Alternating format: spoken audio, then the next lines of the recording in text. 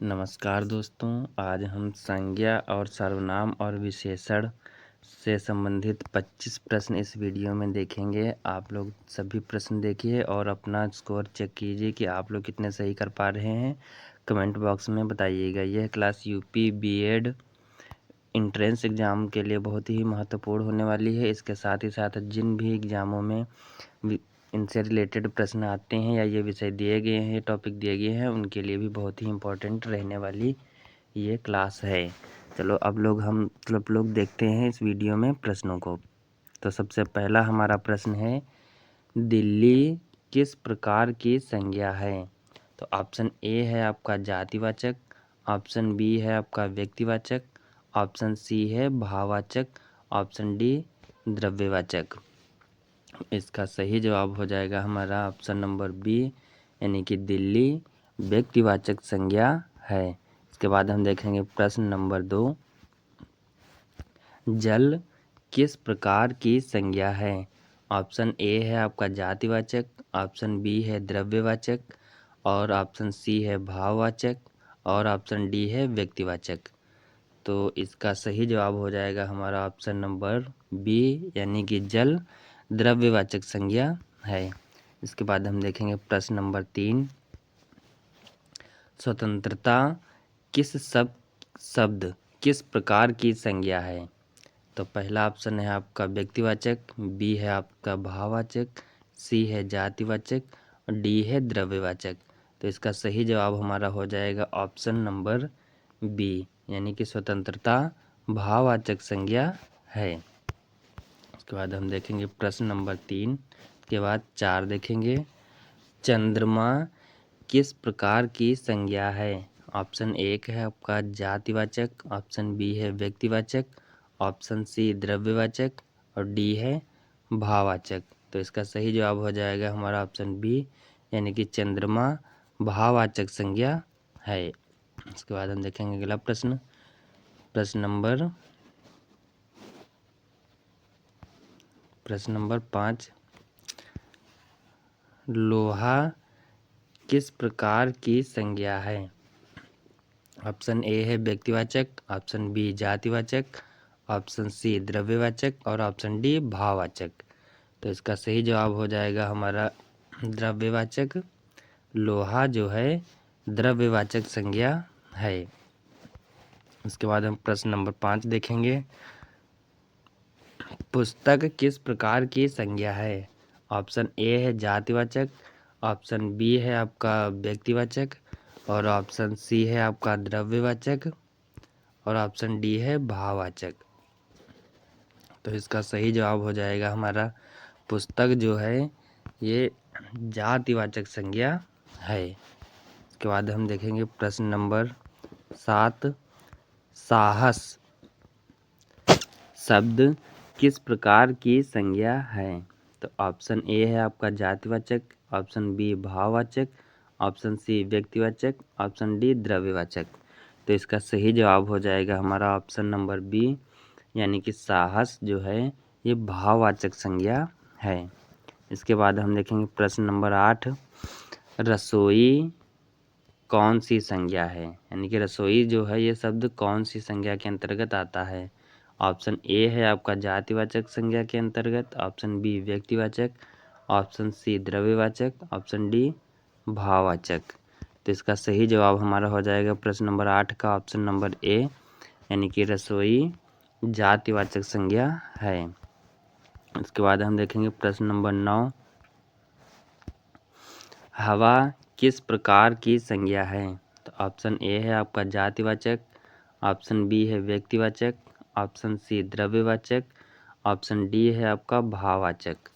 तो इसका सही जवाब हो जाएगा हमारा ऑप्शन नंबर सी, यानी कि द्रव्यवाचक। हवा जो है द्रव्यवाचक संज्ञा है। इसके बाद हम देखेंगे प्रश्न नंबर 10, बचपन शब्द कौन सी संज्ञा है? यानी कि बचपन शब्द जो है में कौन सी संज्ञा है? ऑप्शन ए है आपका व्यक्तिवाचक और ऑप्शन बी है भाववाचक, ऑप्शन सी है जातिवाचक और ऑप्शन डी है द्रव्यवाचक। तो इसका सही जवाब हो जाएगा हमारा ऑप्शन नंबर बी, भाववाचक। आप लोग भी अपना स्कोर साथ साथ लिखते रहेंगे और कमेंट बॉक्स में अंत में कमेंट करके बताएंगे कि आपके कितने सही हो रहे हैं। इसके बाद हम 10 के बाद देखेंगे प्रश्न नंबर 11। हम किस प्रकार का सर्वनाम है? पहला है ऑप्शन पुरुषवाचक, बी है संबंधवाचक, सी है निजवाचक और डी है आपका संकेतवाचक। संकेतवाचक छोड़ ही दो, ये तो हम हो ही नहीं सकता।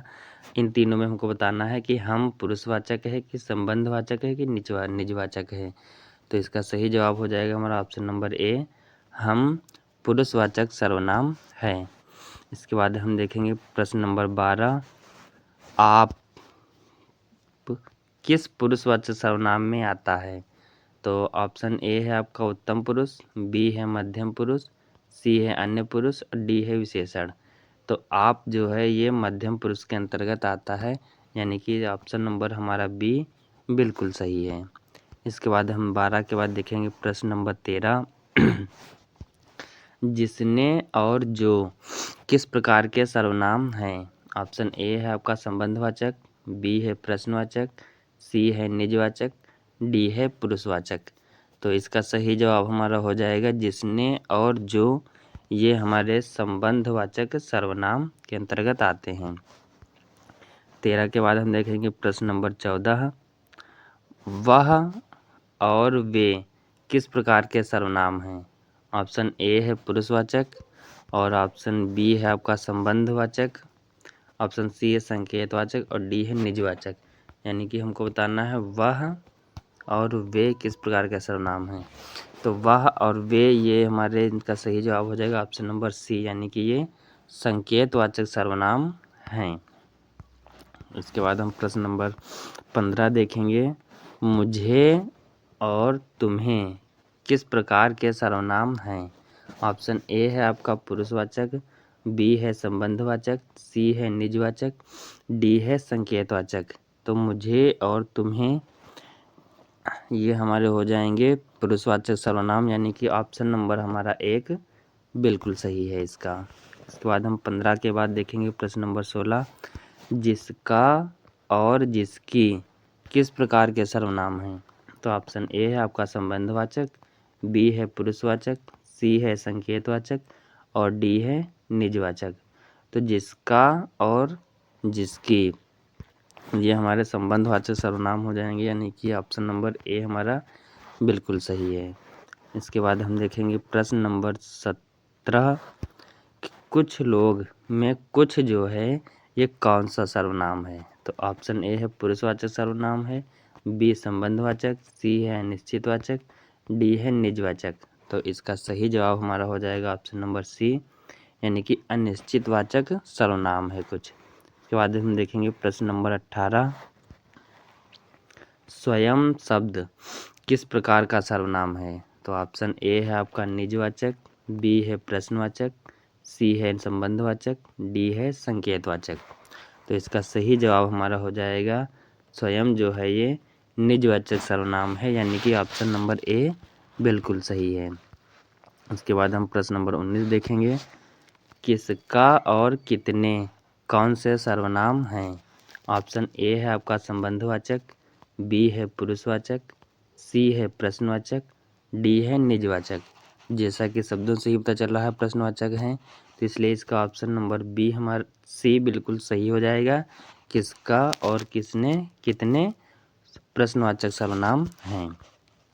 उसके बाद हम देखेंगे प्रश्न नंबर 20। यह और वह किस प्रकार के सर्वनाम हैं? ऑप्शन ए है आपका पुरुषवाचक, बी है संबंधवाचक, सी है संकेतवाचक और डी है निजवाचक। तो इसका सही जवाब हमारा ऑप्शन नंबर सी हो जाएगा, यानी कि यह और वह संकेतवाचक सर्वनाम हैं। इसके बाद हम देखेंगे प्रश्न नंबर 21। बड़ा घर में बड़ा कौन सा विशेषण है? तो ऑप्शन ए है आपका संख्यावाचक, बी है गुणवाचक, सी है परिमाणवाचक, डी है संबंधवाचक। इसका सही जवाब हमारा हो जाएगा ऑप्शन नंबर बी, यानी कि बड़ा घर में जो बड़ा है इसलिए गुणवाचक विशेषण है। उसके बाद हम देखेंगे प्रश्न नंबर 22। 5 लड़के में कौन सा विशेषण है? तो ऑप्शन ए संख्यावाचक है, और ऑप्शन बी है आपका गुणवाचक, सी है परिमाणवाचक, डी है सार्वनामिक विशेषण। तो इसका सही जवाब हो जाएगा हमारा ऑप्शन नंबर ए ही इसका सही है। जैसा कि 5 है, संख्या दी गई है, तो यानी कि संख्यावाचक विशेषण इसका सही जवाब हो जाएगा। 22 के बाद हम देखेंगे प्रश्न नंबर 23। थोड़ा पानी में थोड़ा कौन सा विशेषण है? यानी कि थोड़ा पानी में देखा जाए, थोड़ा शब्द जो है ये कौन सा विशेषण है? ऑप्शन ए है संख्यावाचक, बी है परिमाणवाचक, सी है गुणवाचक, डी है संबंधवाचक। तो इसका सही जवाब हमारा हो जाएगा ऑप्शन नंबर बी, यानी कि थोड़ा परिमाणवाचक विशेषण है। इसके बाद हम देखेंगे प्रश्न नंबर 23 के बाद 24। मेरी किताब में मेरी कौन सा विशेषण है? तो ऑप्शन ए है आपका संख्यावाचक, बी है संबंधवाचक, सी है परिमाणवाचक, डी है सार्वनामिक विशेषण। यानी तो इसका सही जवाब हमारा हो जाएगा ऑप्शन नंबर डी। इसमें मेरी जो है ये सार्वनामिक विशेषण है। इसके बाद हम देखेंगे प्रश्न नंबर 25 जो आखिरी होने वाला है इस क्लास का। लाल फूल में लाल कौन सा विशेषण है? तो लाल फूल में ऑप्शन ए है संख्यावाचक, बी है गुणवाचक, सी है परिमाणवाचक और डी है संबंधवाचक। तो इसका सही जवाब हो जाएगा हमारा ऑप्शन नंबर बी गुणवाचक। साथ ही अगर इसकी PDF आपको चाहिए तो डिस्क्रिप्शन में इसका टेलीग्राम ग्रुप का लिंक जोड़ दिया जाएगा, वहां से आप PDF को डाउनलोड कर सकते हैं। साथ ही चैनल पर नए हैं तो चैनल को सब्सक्राइब ज़रूर कर लें, और इसका प्रैक्टिस 2 भी हम बहुत जल्द लेने वाले हैं, उसको भी देखिएगा। धन्यवाद।